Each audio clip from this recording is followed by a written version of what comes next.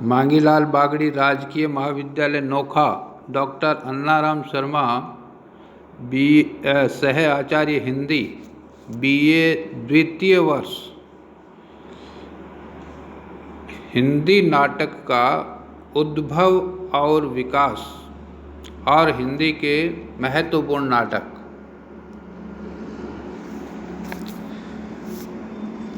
हिंदी का पहला नाटक भारतेंदु के पिता गोपाल चंद्र गिरधर दास का नहुस माना जाता है। ये नहुस नाम का नाटक, जिसकी रचना 1841 ईस्वी में हुई थी, उसे गोपाल चंद्र गिरधर दास ने लिखा था और इसे हिंदी का प्रथम नाटक माना जाता है। आचार्य रामचंद्र शुक्ल ने विश्वनाथ सिंह जू के नाटक आनंद रघुनंदन को पहला नाटक माना। कुछ विद्वान भारतेंदु जी के विद्या सुंदर और अमानत के इंद्र सभा को भी पहला नाटक मानते हैं। विद्या सुंदर की रचना 1868 ईस्वी में हुई, जिसे किसी बंगला नाटक का अनुवाद माना जाता है। वस्तुतः हिंदी नाटकों की शुरुआत सही ढंग से भारतेंदु युग में ही हुई है। भारतेंदु हरिश्चंद्र मूल रूप से नाटककार ही हैं। उन्होंने पौराणिक, सामाजिक एवं राजनीतिक विषयों पर नाटक लिखे। उनके नाटकों में सत्य हरिश्चंद्र सन 1875 ईस्वी, धनंजय विजय, मुद्रा राक्षस और कर्पूर मंजरी नाटक अनुवादित है बंगला से। पाखंड विडंबन 1872, वैदिक हिंसा, हिंसा ने बहुत ही 1872, इन दोनों नाटकों में सामाजिक कुरीतियों एवं धार्मिक आडंबरों पर व्यंग्य किया गया है। तीसरा है विशस्य विष्मोषधम 1876 में, जिसकी रचना हुई थी। इस नाटक में देसी नरेशों की दुर्दशा का वर्णन है और भारत दुर्दशा भारतेंदु जी का नाटक है, जिसकी रचना 1876 में हुई। यह राष्ट्रभक्ति पर आधारित नाटक है। इसके अतिरिक्त भारतेंदु हरिश्चंद्र का नील देवी एक गीति रूपक है, जिसकी रचना 1877 में की। अंधेर नगरी एक प्रसिद्ध प्रहसन है। प्रहसन हास्य और व्यंग्य प्रधान नाट्य रचना होती है, जिसकी रचना भारतेंदु जी ने 1881 ईस्वी में की है। सती प्रताप एक गीति रूपक के रूप में है, जिसकी रचना 1884 में हुई। प्रेम जोगिनी यह भी एक नाटिका है और चंद्रावली। इस प्रकार से भारतेंदु के मुख्य नाटक है। भारतेंदु के दो प्रहसन विशेष रूप से प्रसिद्ध हुए, वैदिक हिंसा, हिंसा ने भवती और अंधेर नगरी। भारतेंदु हरिश्चंद्र की प्रेरणा से भारतेंदु युग में ऐतिहासिक और रोमानी नाटक भी लिखे गए। ऐतिहासिक नाटकों में नीलदेवी स्वयं भारतेंदु का है सबसे प्रसिद्ध नाटक। संयोगिता स्वयंवर का, जो लाला श्रीनिवास दास, जिसके लेखक है लाला श्रीनिवास दास, और नाटक का नाम है संयोगिता स्वयंवर। इसके अतिरिक्त अमर सिंह राठौड़, जिसके लेखक है राधाचरण गोस्वामी, और महाराणा प्रताप, जिसके लेखक है राधा कृष्ण दास। ये ऐतिहासिक और रोमानी नाटक, ऐतिहासिक नाटक है। और रोमानी नाटकों में लाला श्रीनिवास दास का नाटक है रणधीर प्रेम मोहिनी, जिसे हिंदी का पहला दुखांत नाटक कहा जाता है। दूसरा रोमानी नाटक है तप्ता संवरण। इसके भी लेखक श्रीनिवास दास हैं। यह एक प्रेम कथा के रूप में है। इस युग में प्रहसन लिखने की परंपरा भी हिंदी में शुरू हुई। भारतेंदु के दो प्रहसन है। इसके अतिरिक्त बालकृष्ण भट्ट ने भी प्रहसन लिखा, जैसा काम वैसा परिणाम, और राधाचरण गोस्वामी का बहुत प्रसिद्ध प्रहसन है बूढ़े मुँह मुहासे। इस प्रकार से भारतेंदु युग हिंदी नाटक और नाटक से संबंधित दूसरी विधाएं हैं, जैसे गीति रूपक, प्रहसन, नाटिका, इन सब की दृष्टि से एक महत्वपूर्ण युग था। भारतेंदु युग के पश्चात नाटकों के क्षेत्र में दूसरा युग है प्रसाद युग। जयशंकर प्रसाद के नाटकों पर बंगला के द्विजेंद्र लाल राय और रविंद्रनाथ ठाकुर के नाटकों का प्रभाव रहा है।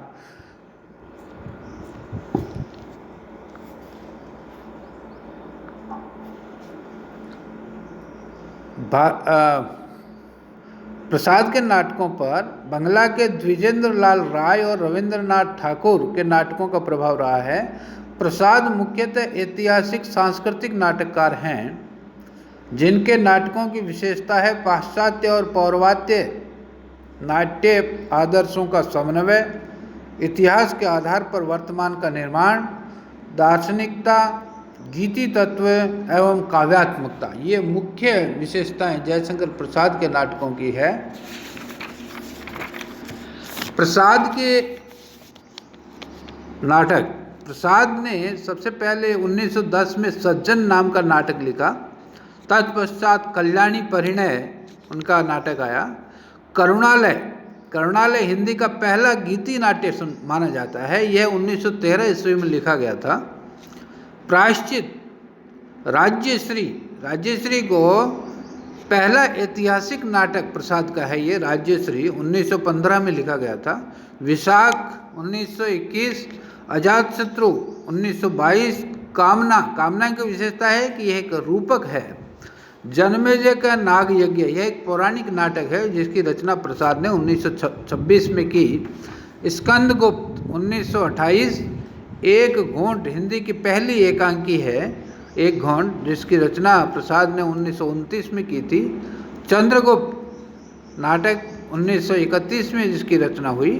ध्रुव स्वामिनी 1933, ये प्रसाद का अंतिम नाटक है और यह नाटक यथार्थवादी नाटक है तथा पूर्ण अभिनय भी है। प्रसाद के नाटक न सुखांत है न दुखांत अपितु प्रसादांत है। उनके नाटकों में अनेक दोष भी है, जैसे कथानक विशृंखल हो गया है। ये नाटक बहुत जटिल और दुरूह है। इनमें गीत अत्यधिक मात्रा में है और इसकी शब्दावली भी, भाषा भी संस्कृत निष्ठ है, जिससे यह भाषा काफ़ी प्रौढ़ है किंतु आम पाठक के नज़दीक नहीं है। प्रसाद युग में माखनलाल चतुर्वेदी ने भी नाटक लिखे। मुंशी प्रेमचंद के नाटक भी इसी युग में लिखे गए। माखनलाल चतुर्वेदी का नाटक कृष्णार्जुन युद्ध प्रसिद्ध है। इसी प्रकार मुंशी प्रेमचंद ने करबला और संग्राम नाम के नाटक लिखे। पंडित गोविंद वल्लभ पंत और वियोगी हरि के नाटक भी बहुत प्रसिद्ध रहे। वियोगी हरि ने छद्म योगिनी और प्रबुद्ध यामुनाचार्य ये नाटक लिखे। प्रसाद युग में 4 गीति नाट्य लिखे गए। मैथिली चरण गुप्त ने अनग, हरिकृष्ण प्रेमी ने स्वर्ण विहान, भगवती चरण वर्मा ने तारा और उदय शंकर भट्ट ने मत्स्य गंधा। इस प्रकार ये गीति नाट्य प्रसाद युग में लिखे गए। तीसरा युग आता है प्रसादोत्तर युग, प्रसाद के पश्चात का युग। प्रसाद के पश्चात के युग में ऐतिहासिक नाटककारों की एक लंबी श्रृंखला हमें दिखाई पड़ती है, जिसमें हरिकृष्ण प्रेमी है, वृंदावन लाल वर्मा, गोविंद वल्लभ पंत, उदय शंकर भट्ट और जगदीश चंद्र माथुर जैसे समर्थ नाटककार सामने आए। हरिकृष्ण प्रेमी ने रक्षाबंधन, प्रतिशोध और आन का मान इस प्रकार के इस शीर्षकों से नाटक लिखे। वृंदावन लाल वर्मा ने झांसी की रानी, बहुत ही प्रसिद्ध हुआ यह नाटक।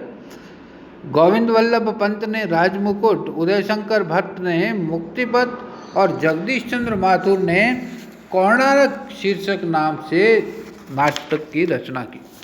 ये थे ऐतिहासिक नाटक। और प्रसाद जी के पश्चात वाले युग में जो पौराणिक नाटक भी हमारे सामने आए। पौराणिक नाटककारों में सेठ गोविंद दास, किशोरीदास वाजपेयी, उदय शंकर भट्ट, गोविंद वल्लभ पंत और रांगे राघव के नाम मुख्य हैं। पौराणिक नाटकों में गोविंद दास का नाटक कर्तव्य, किशोरीदास वाजपेयी का सुदामा, उदय शंकर भट्ट का विद्रोहिणी अम्बा, गोविंद वल्लभ पंत का ययाति और रांगे राघव का स्वर्ग भूमि का यात्री, ये पौराणिक नाटक इस युग में लिखे गए।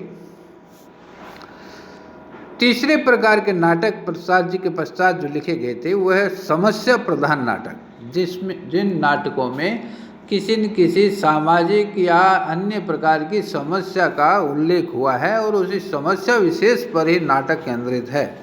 और समस्या प्रधान नाटक लिखने में जो मुख्य लेखक हैं नाटककार वो है लक्ष्मी नारायण मिश्र और लक्ष्मी नारायण लाल।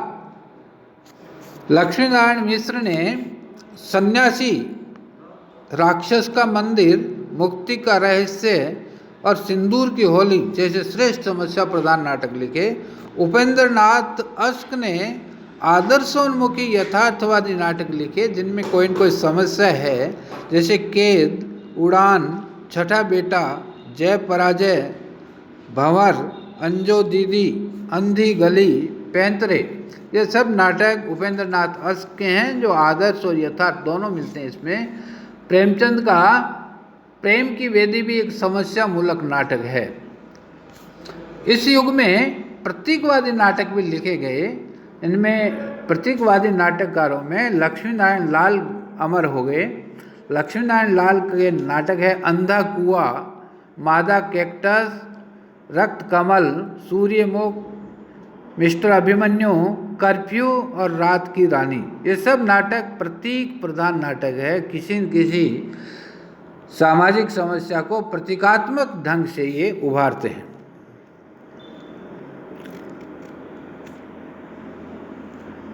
गीति नाटक प्रसाद के पश्चात गीति नाटक भी लिखे गए। हिंदी का पहला गीति नाट्य प्रसाद का करुणालय है। उसके पश्चात पंत ने, सुमित्रानंद पंत ने गीति नाटक लिखे जिनमें रजत शिखर और शिल्पी, ये नाटक जो है गीति नाटक रजत शिखर और शिल्पी शीर्षक संग्रहों में संग्रहित है। धर्मवीर भारती ने अंधा योग गीति नाट्य लिखा जो आधुनिक भावबोध से युक्त है और आधुनिक भावबोध से युक्त नाटकों में सिरमौर कहा जाता है अंधा युग। मोहन राकेश के नाटक भी गीति नाटक के रूप में हैं। आषाढ़ का एक दिन, लहरों के राजहंस। इसके अतिरिक्त उन्होंने आधे अधूरे नाटक भी समस्या प्रधान नाटक लिखा मोहन राकेश ने। हिंदी में कुछ प्रहसन भी लिखे गए जिसमें प्रमुख है राधाचरण गोस्वामी का तन मन धन मेरा राम जी के ताई।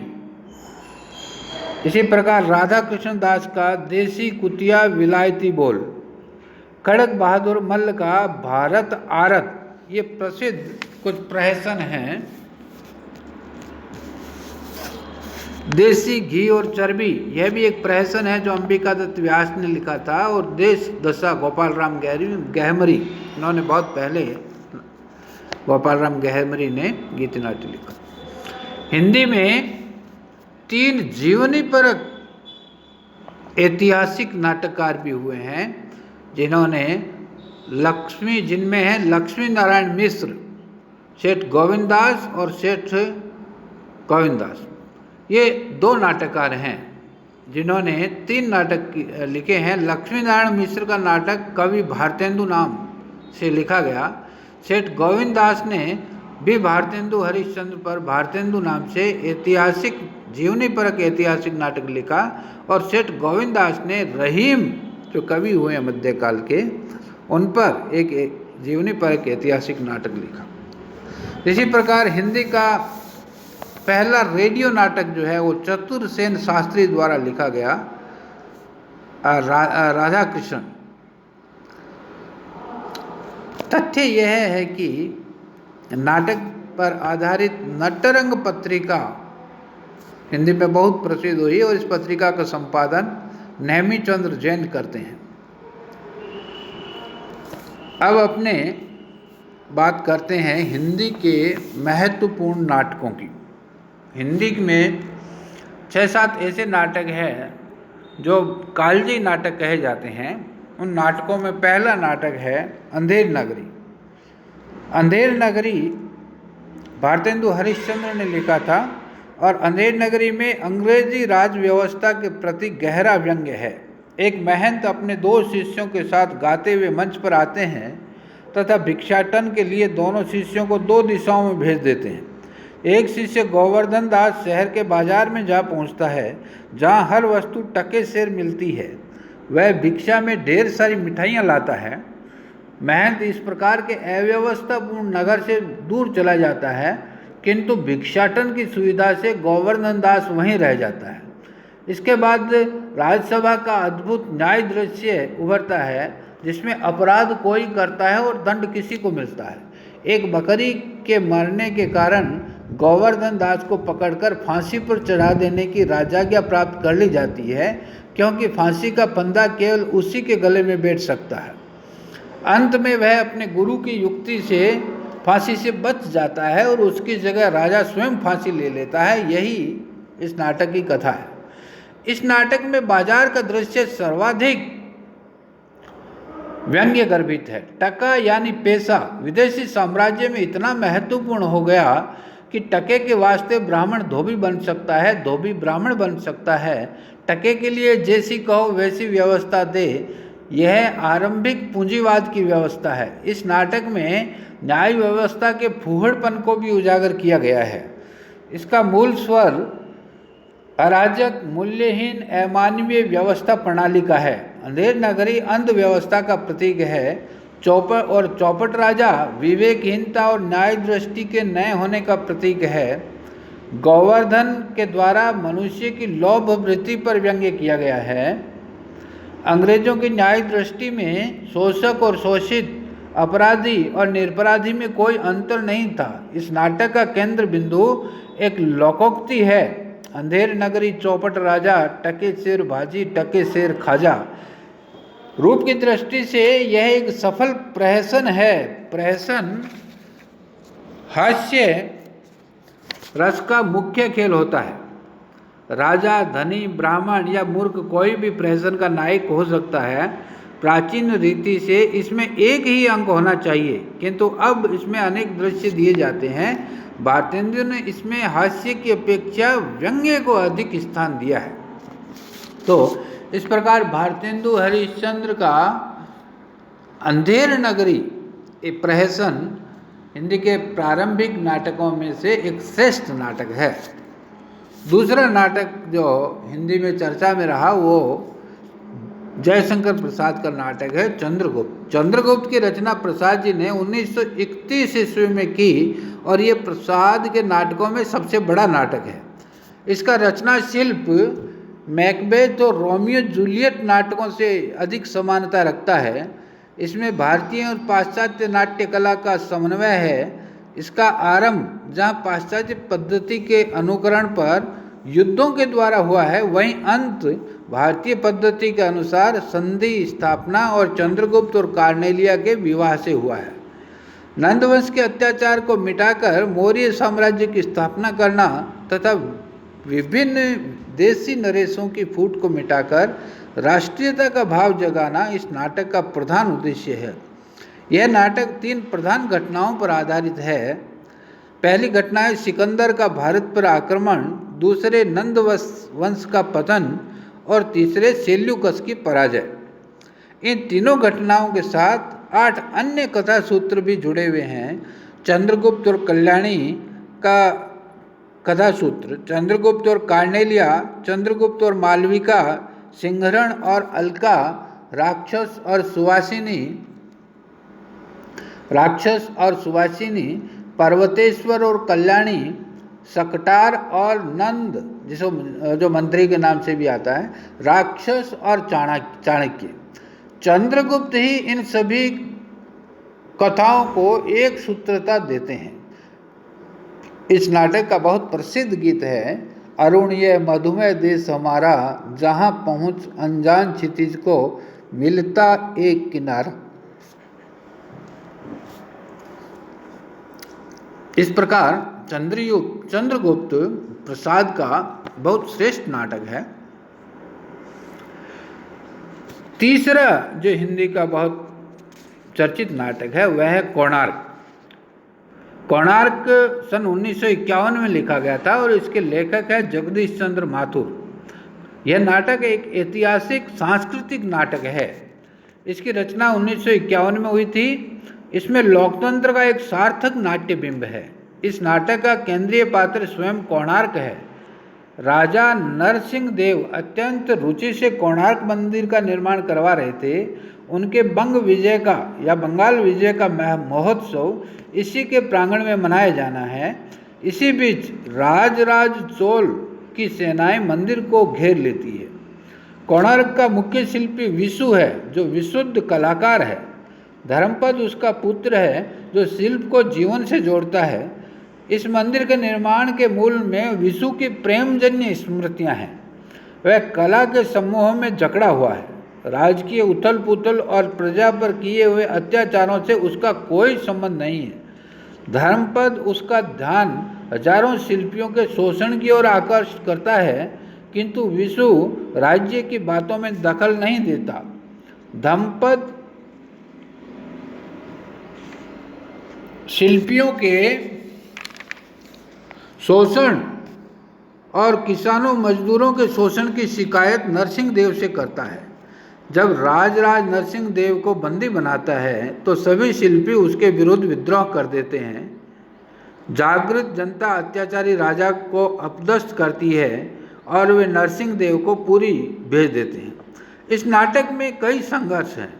अंतर्बाह्य संघर्ष, पुरानी पीढ़ी नई पीढ़ी का संघर्ष, कला और जीवन का संघर्ष, राजसत्ता और जनसत्ता का संघर्ष, ये सभी संघर्ष अंत में राष्ट्रीय जन संघर्ष में रूपांतरित हो जाते हैं।